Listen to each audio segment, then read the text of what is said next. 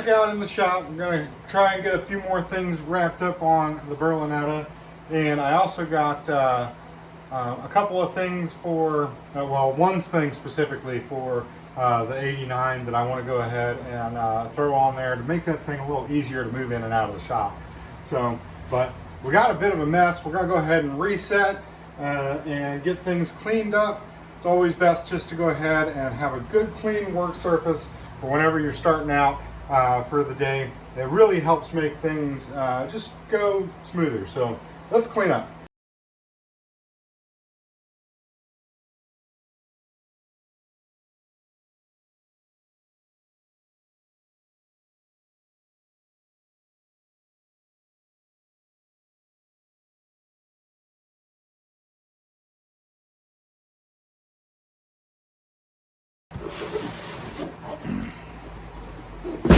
All right, so we got a couple of parts in. This one I've been waiting on. I'm gonna put the front of the motor back together, and I needed this. This is the water pump.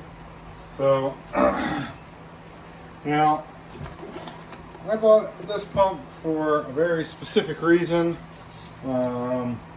It was the cheapest and also the most available aluminum water pump that Summit had.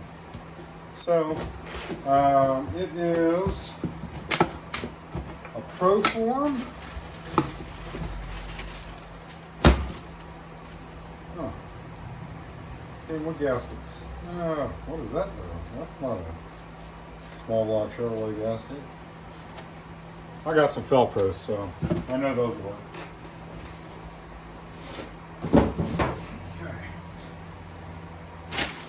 So, the iron pump was 13.5 pounds. Go ahead and weigh this guy.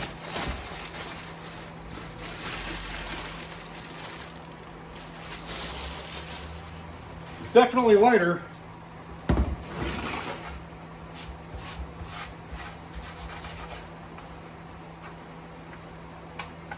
Tell you what, it doesn't take long for this place to get to be a complete disaster. Okay.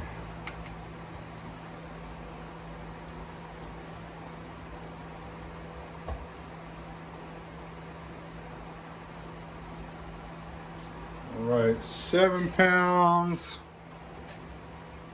9.7 ounces. Can you see that? Yeah, you can see that. 7 pounds, 9.7, slightly over 7.5. So 7.5, 6 pounds. So aluminum water pump is 6 pounds. All right. So I'm gonna throw that back on, and also, I don't know if you guys remember, but we were having problems with the timing advancing at Cecil County when we went, about close to a month ago now, I guess. So I got a recurve kit for this. Now, Jason, I already know what you're gonna say. Here, I don't even think I'm in frame. Okay. I know what you're gonna say. Why aren't I putting in the other ignition system? Well, my number one reason is that I want it to get running ASAP. The number two reason is that when I put that other ignition system in, I want to make sure that I'm wiring it nicely. Right now, I don't care about doing any wiring, and it won't look good. So, so that's number two reason. And the third reason is I am kind of interested to see what sort of performance difference there might be from doing just like a recurved stock distributor and then going to that fancy new ignition system. So, so right now that's going to stay shelved, but we're going to put it in sometime.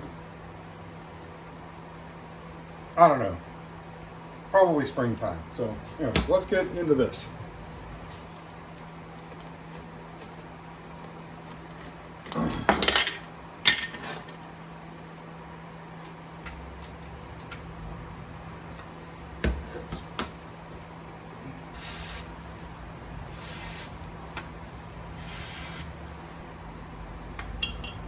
it already had a recurve kit in it, but it wasn't moving real well. So I freed it up. I've got, I put some silicone spray on it. Seems to be working now. So I think what was happening was that it was getting caught up, and basically at full advance all the time. All right, I'll put it back together and I guess see how it goes. So I just painted a couple of parts for the Berlinetta, and while I'm waiting on them to dry, I figured I'd go ahead and throw the new thing on the 89 that I said I had for it. So this car had a one of those Grant GT Challenger wheels on it, which would have been popular back in, I don't know, 1984 or something like that.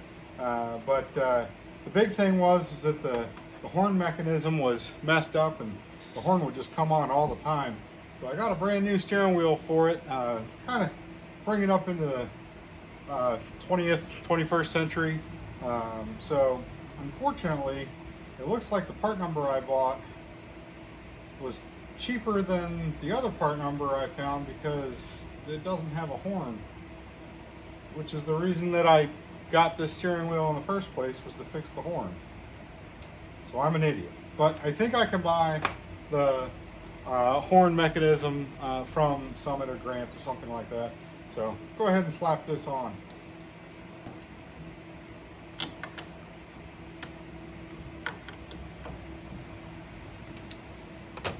Grant always sends these screws, these little machine screws. They're like a black oxide, and they rust almost immediately, especially in an environment where there's a lot of moisture in the air. Like, well, I live in Maryland, but you know, my dad lives in Georgia, so both fairly high humidity areas. So I just swapped them out with some stainless hardware, so as to keep things a little bit nicer. All right, yeah, buddy. That actually looks really, really nice. So, and it feels good too. So much, much more modern. All right, back over on this car. The couple of things I had waiting on paint are all finished, dried up, and it magically got more assembled. So no, I spent a little bit over the last, it was last night, I guess, mostly, getting some of the wiring cleaned up, getting the accessory drive all put on, getting all the hoses and stuff situated. So I need to put a new fuel regulator in, so I think that's what I'm going to tackle next. All right, so we got the new regulator on. This is a deadhead style regulator instead of a return style regulator, which is what the last one was.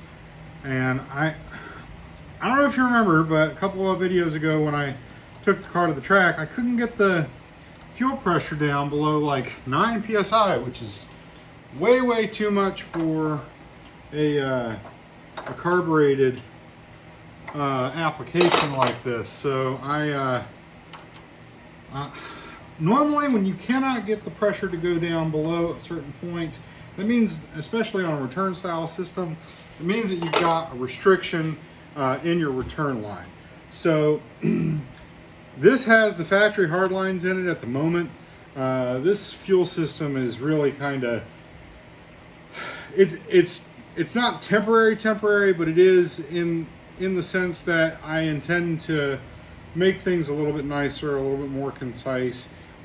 Maybe get rid of some of the red and blue and get all black hose ends and fittings and stuff like that. So, but I was using the factory hard lines, and the factory hard lines uses a 5/16 return, and that's really too small for most situations, especially when you're trying to regulate down to say 5 psi, which is what we typically go for. So anything more than that, and you can have problems with aeration within the fuel bowl itself. So the fuel is just going in at such a high velocity, even though the needle and seat might be able to handle keeping it from, like, say, overflowing.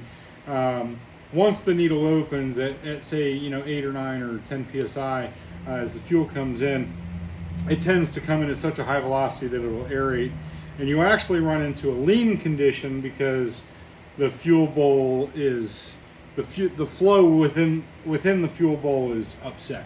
So I'm just gonna, I got one more fitting to tighten up, and then I think it's time to do a leak check on the system, make sure that it will do what it's supposed to. So, okay, check for leaks for me. Oh.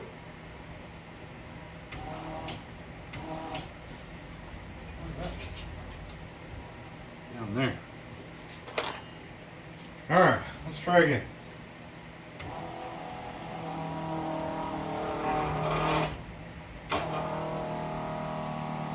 No leaks, that's good.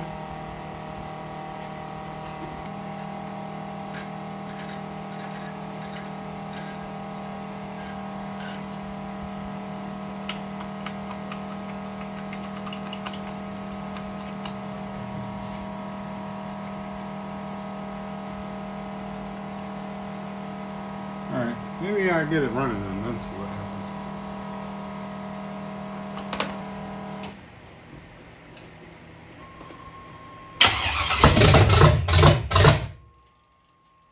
A little more timing.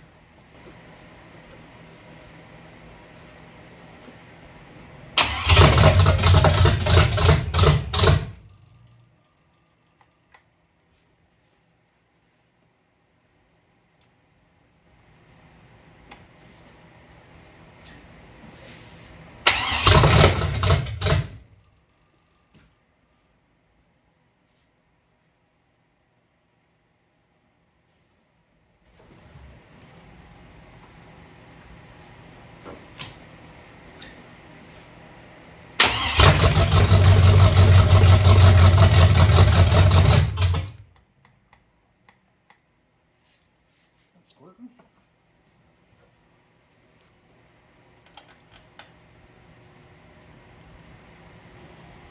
Okay.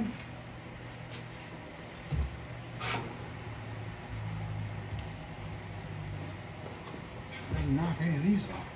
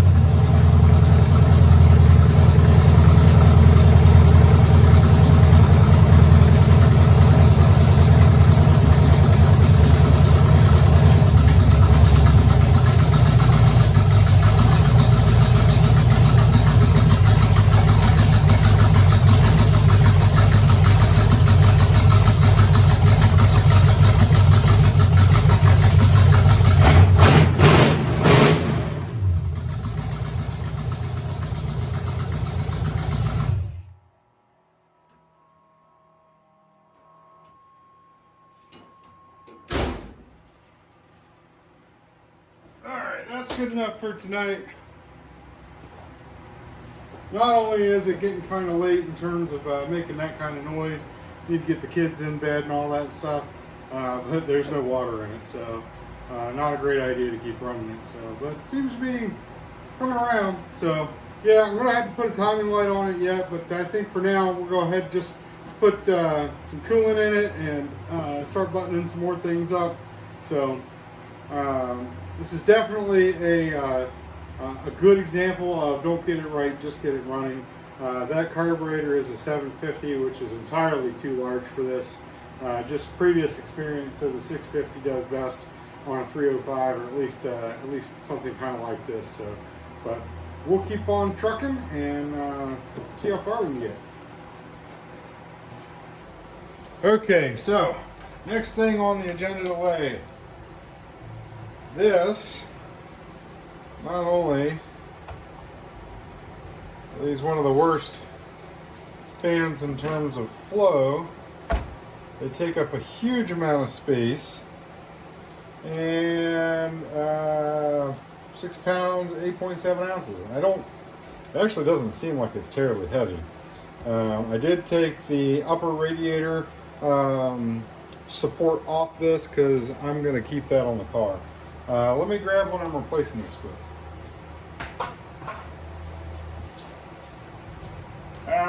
This was just the cheapest 16-inch fan I could find on eBay. So, definitely feels lighter than 6 pounds. We'll see. 4 pounds, 13.2 ounces. The other one was what? 6 pounds, 8 ounces. So, we got like maybe 1.6 pounds. So, again, and also more room. And if this is anything like the model that it's copied after, it should actually flow pretty decent. So we'll get this on the car. Need to write down. Hold on, where's my pen?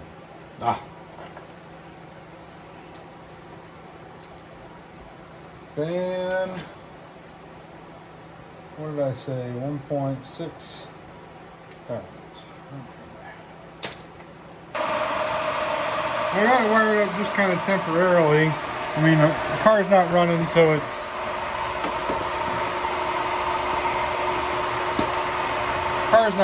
we're not at like full system voltage or whatever, but I mean, it's blowing air. It seems like it's better than the factory one, so that's good. Alright, we got a little cleaned up here. Let's see. Let's start knocking some stuff off this list. See what all we've gotten done so far. Radiator and hoses, new fan, intake's on there. The Holley carb is on there, but it's not the one I want. I still need to put that one together, so we're gonna wait on that. We pulled the headers, put the starter on, we fixed that electrical area, put the converter in, waiting on gears. Catback's coming along still. Subframe connectors I need to make. Fuel pressure regulator's on. Sump tank, that's coming around. Let's see.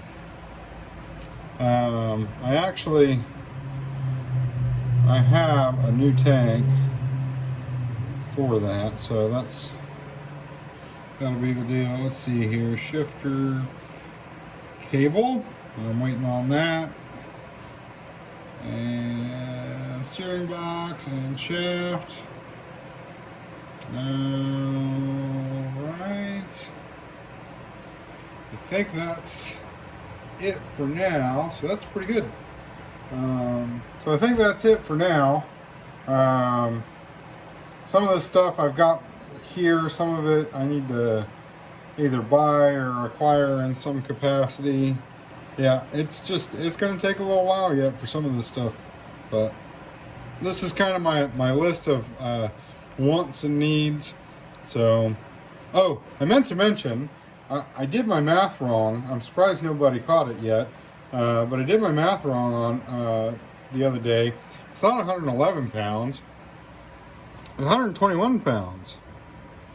So it's like I forgot the 10 pounds from the T-tops or something.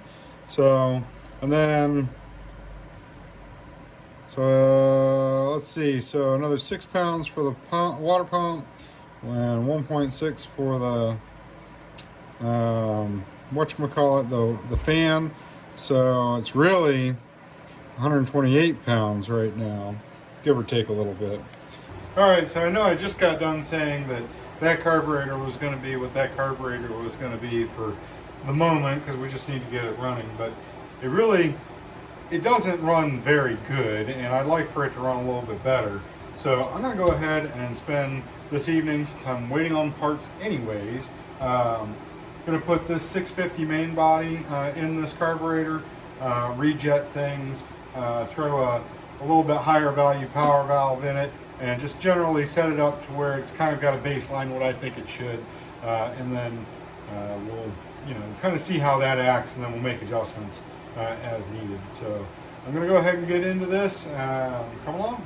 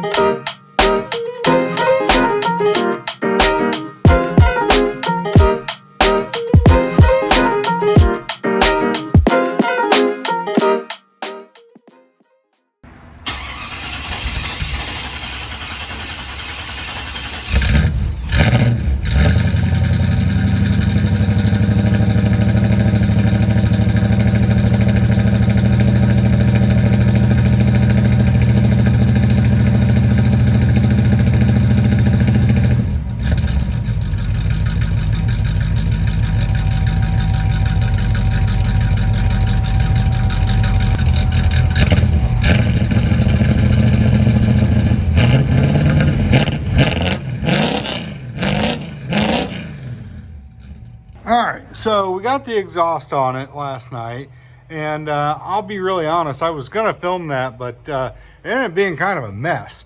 It was just kind of fighting me everywhere way I could go, but it's a Flowmaster Flow Effects single 3-inch in, dual 2.5-inch out, and I'm gonna have to pull the muffler section back down to fully weld the tailpipes. So I did do a slip fit right there on the intermediate pipe. So that intermediate pipe is just a cheap 3-inch replacement that I got from Summit for a oh shoot, that was for like a 98 to 02 car. So and then got my ugly Y pipe back in there. Managed to get me a fresh shifter cable and put that in there as well. So we're nearly ready to put this back on the ground. So like I said, I'm just gonna drop that exhaust out, or just the muffler section out, so that I got a couple of weld seams in there to deal with yet. And it's, you can hear it sucking, so it definitely is leaking. So new carburetor on there, seems to be fairly happy. So get that dialed in once we get it on the street. All right, well, we got the carburetor on, we got the new exhaust system on. You can hear the fuel pump is crazy loud over the exhaust now. Got the converter in, all that weight reduction. I think it's time we finally take this thing for a rip.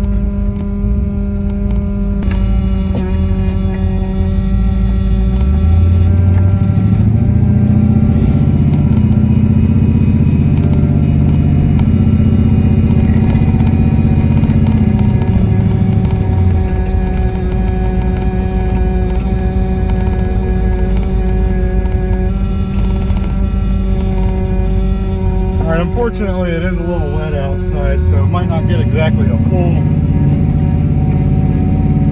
We might not get exactly a full experience of how this thing is, but let's see. This light.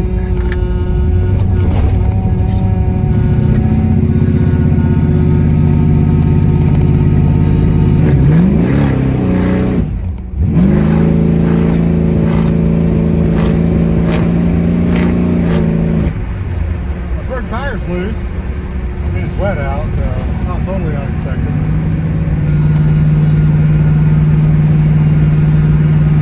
I think the throttle valve cable needs some adjustment. Man, that fuel pump is so freaking noisy.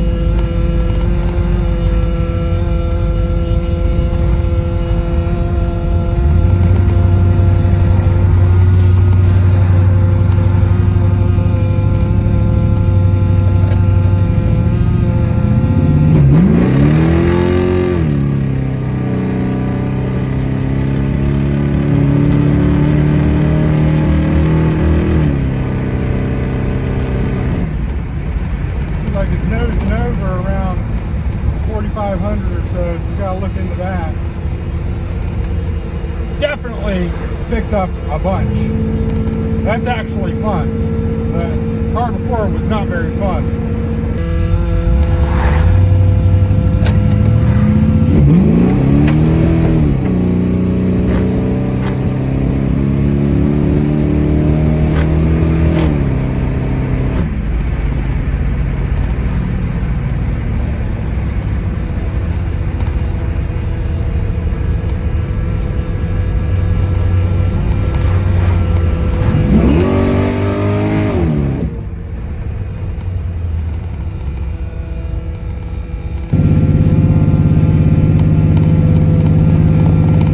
Checking the oil pressure. I got a mechanical gauge I put on it.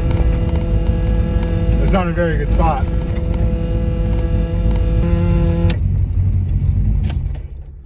Well, I think we're going to end the video off there. So, having a really good time with this thing. I got to figure out why it's breaking up in the upper RPM range. You know, we got can do some carburetor tuning, and then also check on the ignition health. So I don't know if maybe, I mean, it's just a stock HEI deal, and the HEI coils tend to run out of steam around 5,000 RPM or so, and I seem to be having some problems between 4,500 and 5,000. So, but I've got that other ignition system. We'll probably throw in that here after a bit. So, also got gears to do yet, and then new fuel tank with the sump tank. So I think that the sump may help as well. So, not real sure, like I said, what all's going on, but like I said, having lots and lots of fun.